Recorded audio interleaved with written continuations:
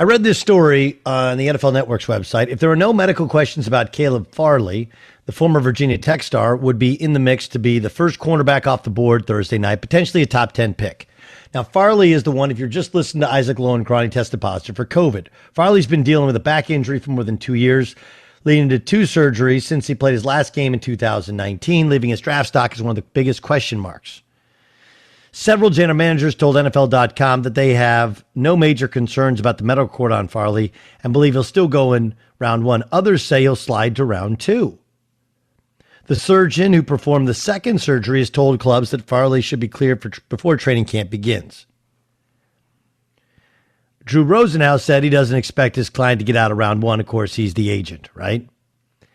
Following Virginia Tech's pro day, which he sat out because of the second surgery, he said he was dealing, he had a back injury from deadlifting. He herniated the L5 disc in the bulging S1 joint, the spinal motion segment at the base of the lumbar spine, etc., etc., etc. He recovered, resumed training, but he opted out of the 2020 season, allegedly because of COVID-19 concerns. Then he irritated the S1 joint a couple months ago, leading to a second microdissectomy last month. He still has some weakness in his big toes, suggesting the nerves haven't fully recovered. Like, look, dude, this guy is falling in the draft. I'm just get a parachute because he's falling. And he's falling because he hurt his back and then he opts out. And the perfect example of the whole opting out thing, being kind of grandstanding, if you will. Remember, he's the one who made a big announcement that he was opting out. And people were like, wow, good for him. Avoid injury. Avoid the chance of getting COVID. Like, he got COVID. He got hurt. And he had nothing to do with the team. Right? I don't know if he would have re-injured his back deadlifting. But I also know that he would have been monitored by the school. And had he been able to play this year, it might have alleviated some of those injury concerns. And then, oh yeah, by the way, like, I'm sitting out because of COVID. And then, of course, you get COVID anyway. Now he can't even go to the draft. But all of this information is pertinent because you're trying to figure out what you're getting. Trying to figure out what you're getting. And so I heard this take on First Take yesterday, and I thought of Caleb Farley, who's a cornerback. I've thought of so many of these different players and how they're evaluated. This is Max Kellerman. I think what rubs people the wrong way is that sometimes quarterbacks rise, sometimes they fall. But what I've noticed in recent years, after decades of artificial barriers being put in place for black quarterbacks, that vis-a-vis white quarterbacks, black quarterbacks in the draft tend to fall pre-draft, their evaluations. And sometimes it's right, like Daniel Jones looks like he's going to be better than Dwayne Haskins. And sometimes it's wrong, like Mitch Trubisky is not as good as Deshaun Watson, or certainly not Patrick Mahomes, right? But the point is, the correlation that can be made is that your status falls vis-a-vis white quarterbacks. And so that's why my antenna are up when I notice 1, 2, and 3 this year, white guy, right? But that may be correct. Like, we need to see, in the end, we need to see how these guys turn out as pros.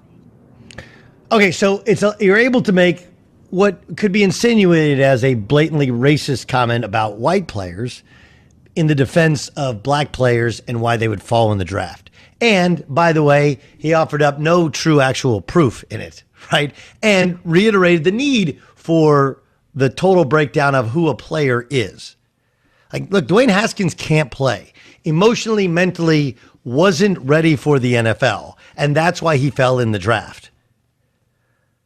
Right? Kyler Murray rose in the draft, even though he's 5'9". Nick Bosa, by the way, went 2. White guy. He's been okay. There's no real argument other than how can the Bears have taken Mitchell Trubisky instead of Pat Mahomes, instead of Deshaun Watson? That's the only argument you could make, which, by the way, you could just go like, hey, they misevaluated it. They thought Deshaun Watson's knee was going to tear. It did. Okay. We had no idea about any sort of off the field issues with Deshaun Watson because they, previous to this last month and a half, hadn't existed. And Pat Mahomes was a guy who had a high ceiling and people thought a low floor. Who knows what he looks like if he's with the Bears? He didn't. It worked out perfectly. 8 other teams, by the way, passed on Pat Mahomes. Not because he's mixed race, not because his dad's black. No, because they didn't evaluate him I know a team that drafted ahead of the Chiefs that was thinking about taking him, like, now they're kicking themselves. But it's such an illegitimate argument. Why did he fall in the draft? Well, he fell because black quarterbacks are judged more harshly. Like, no, they're not. Right? Like, Jameis Winston had all kinds of off-the-field controversies when he's at Florida State. He was still the number 1 overall pick. And, oh, yeah, by the way, all of that background data and telling us about his immaturity was really kind of what brought him down in the NFL, whether decision-making is on the field or decision-making off the field. Like, people overlooked Jamarcus Russell. Everyone knew he did not have the greatest personality to lead a football team in the world. He was a waste of space. Waste of space. Not because he was a black quarterback, but just because because he is Jamarcus Russell. That's it. We picked apart Baker Mayfield. What were the flaws? Small, not crazy athletic, and oh yeah, by the way, he got caught drunk in public when he was underage. Oh my gosh. Kyler Murray went number 1 overall, despite the fact that he was a diminutive quarterback. For no other reason than Kyler Murray went number 1 overall. I can tell you that lots of things are in the psyche of general managers and scouts in terms of who they're drafting. But do you think for 1 second that they're not going to draft a quarterback because of the color of his skin when they're trying to win football games, dude? This is a very, very simple concept. If you're drafting and your team wins fewer games, you're going to have to move your family or potentially change your profession. If you're drafting and your team wins more football games, then you potentially could change locations, increase your job, increase your salary, or just plant roots and stay there for a long period of time. Which do you think is more optimal for a grown-up?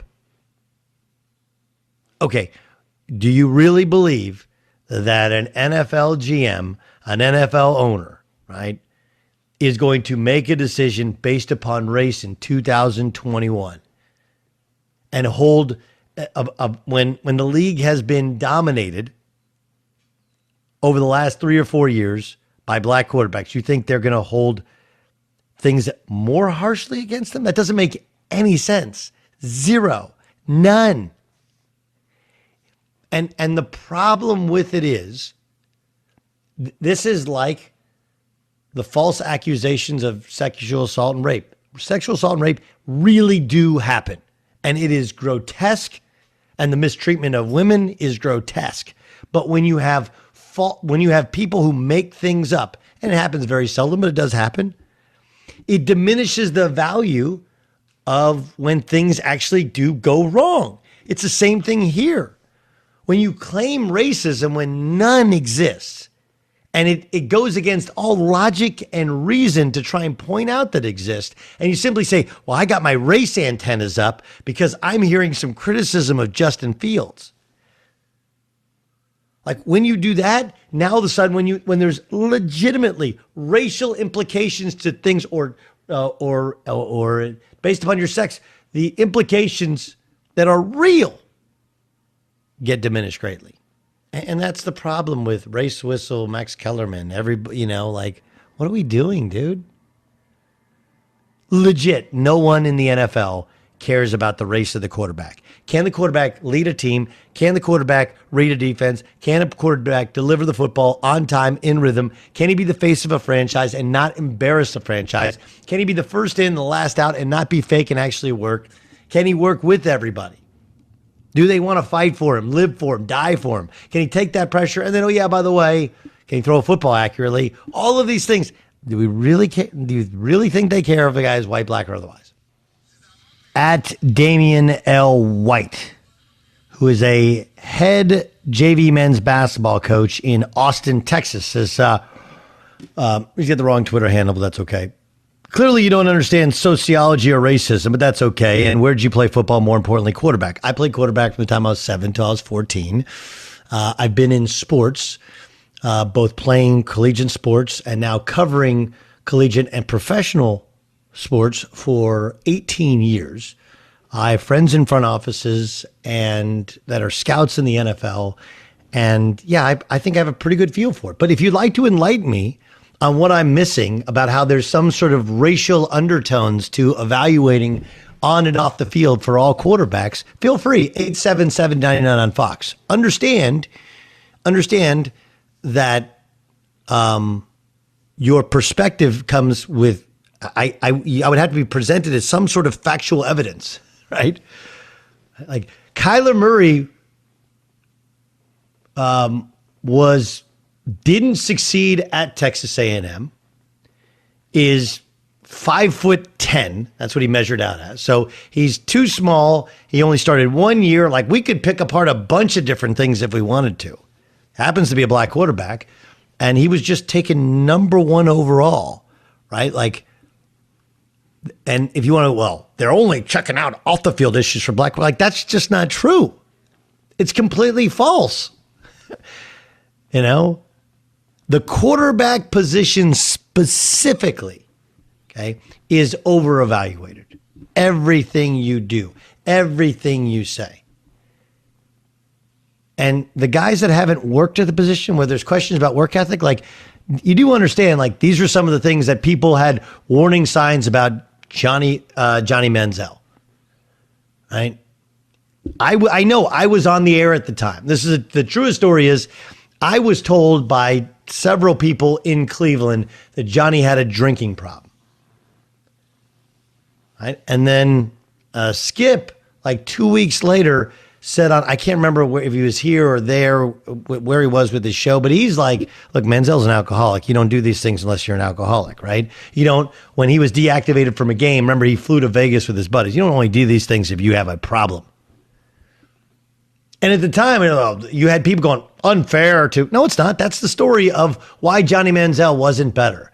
Was he little? Sure. Did he lack some arm strength? Absolutely. But the biggest thing was he wasn't all about playing quarterback and winning at quarterback. And you're just trying to figure that stuff out. It has nothing to do with the white or black or different. It just doesn't. All these coaches care about is how do I win games? And you win games with a quarterback who does his job, who leads, who's more prepared than anybody else in the football team and is accountable. Like you can sit here and go, well, Jared Goff, he got that big contract. Yeah, but they could not have got him out of town faster. You know why? Because they didn't think he was accountable. They didn't think he worked hard enough. And then some of his play let that to be desired. It didn't have anything to do with him being white. It's just they were done. Until you can provide, I mean, that's the problem with Kellerman. It's like, dude, you just keep chasing these racial issues that don't exist. We have enough inherent racism in our history that we don't need people to point out things that don't actually stand up to the current state of affairs. Right? It's always the same guy. It's the Black Sports Online guy. Like a perfect example is if you think that off the field issues, I don't know, do you think they shouldn't be reported? Do you think they're not important? I don't know.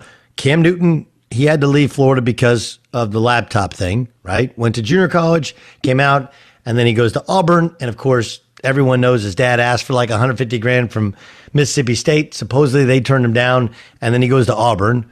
Shocker. None of this stopped Cam Newton from being the number 1 overall pick. We've made excuses for Cam Newton in terms of his inaccuracies over the years. Right? He had 2 really good seasons.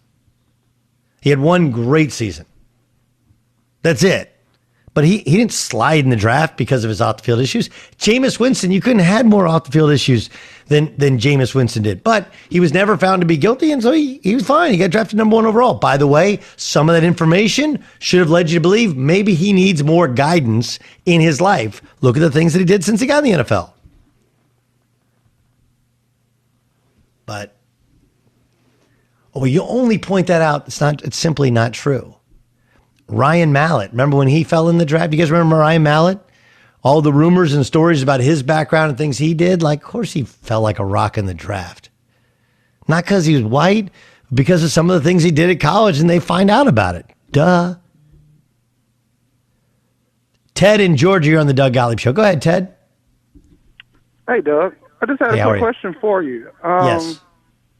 When did the NFL become post-racial, and when did it stop?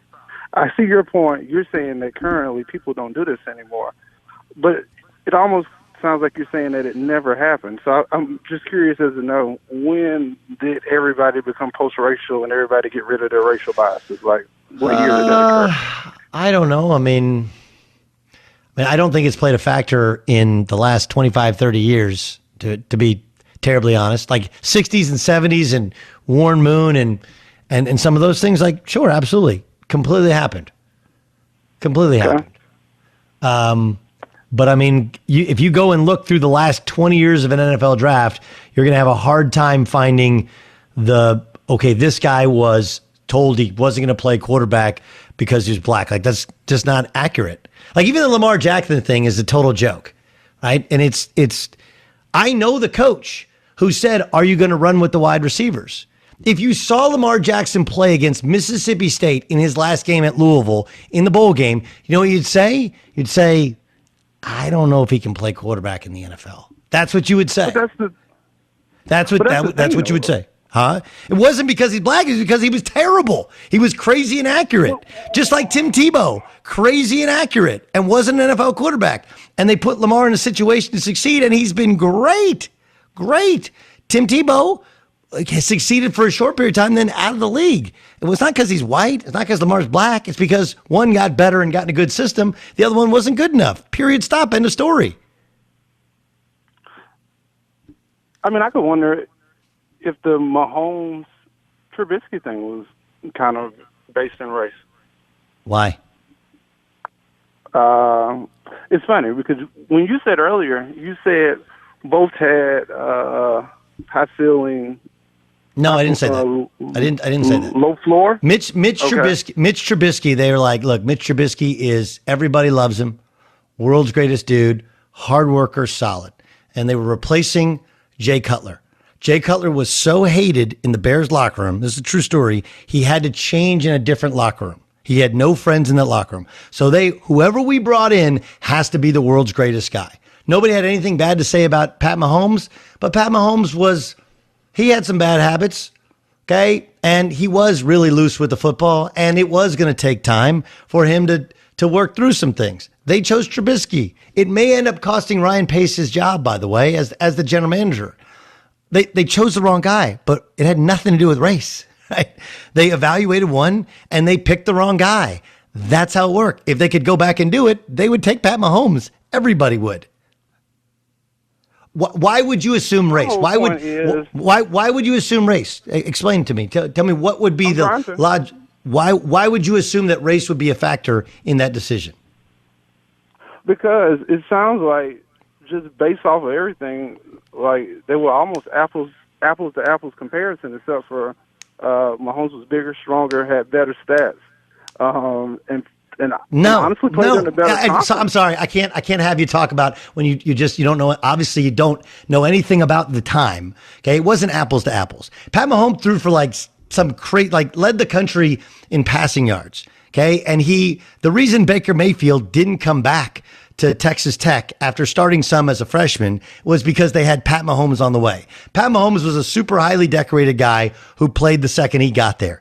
Mitch Trubisky sat for 3 years and then got a chance to play. They're not apples to apples. They're completely different, right? Pat Mahomes, it was the little things. It was the showing up late for meetings. It was the throwing interceptions. It was little things. They didn't win games, whatever. Whereas you had a guy who did everything right, and they thought, well, if you actually go look, Trubisky, I think he started like 14 games, something ridiculously low. Like, well, he's got a lot more good football in him. They were wrong. They missed. But also keep in mind that Pat Mahomes went to a team where he sat the first year, only played week 17, and then he inherited a playoff team that had Tyreek Hill, that had the league's leading rusher. They went and got Sammy Watkins. They had Travis Kelce. He played for Andy Reid. Right? Pat Mahomes is the better draft pick. No one's arguing it. Chicago screwed it up. But Pat Mahomes probably isn't Pat Mahomes if he goes to Chicago. And I don't know who Mitch Trubisky is if he doesn't go there. But in no place is there any way in which you go like, they made the decision because Pat Mahomes is half black. Like, that doesn't make any sense. Well, Pat Mahomes, we think he's better, but he's half black, so we're going to move on. Like, that is the dumbest crap I've ever heard.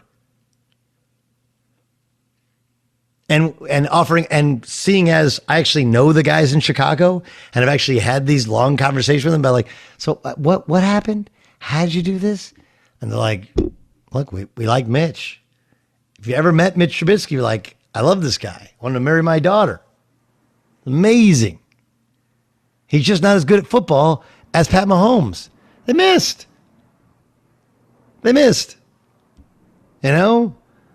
Just like the Raiders missed on Jamarcus Russell, right? That did, in fact, happen. I don't know when the moment was that football decided, hey, let's just go get the best quarterbacks. Right? But Tennessee obviously didn't do a good enough job investigating Vince Young or hanging on to Vince Young because Vince Young was great as a rookie when he was in a pro style, in a college style system. But then he had all kinds of off the field stuff going on that they didn't know about at the time, or they said they didn't know about it. They overlooked because everybody was infatuated with the talent of Vince Young. How did he work out? None of that held him back, and then ended up holding him back in the NFL. We made these same arguments about RG3 versus Andrew Luck. Like, yeah, actually, RG3, not a great leader at the time when he was drafted. Andrew Luck, great player. And you had people going, well, it's great. Like, no, Andrew Luck's better. Don't believe me? I have 10 years of data in the NFL to tell you Andrew Luck's better. So the point we have to get to, this is important. The point we have to get to is when you start to realize that whatever your biases are, whatever your thoughts are, okay, that if you can make an argument based upon some sort of factual data, great, go for it. If you can do it because, well, I assumed, like, why would you assume that? Why would you assume something so negative about a sport which has clearly evolved before our eyes? Yeah, I don't know, like Russell Wilson's won a Super Bowl, been in another Super Bowl. Pat Mahomes won a Super Bowl, lost a Super Bowl, should have gotten to another Super Bowl. I want no part of I don't want a black quarterback because those, like, you're making an idiotic argument. Did it exist 40 years ago? You know what? 40 years ago, I was 5 years old. Don't really know. Everybody said it did. I can only tell you that in our lifetime, guys have succeeded or they failed because they've succeeded or they failed. That's really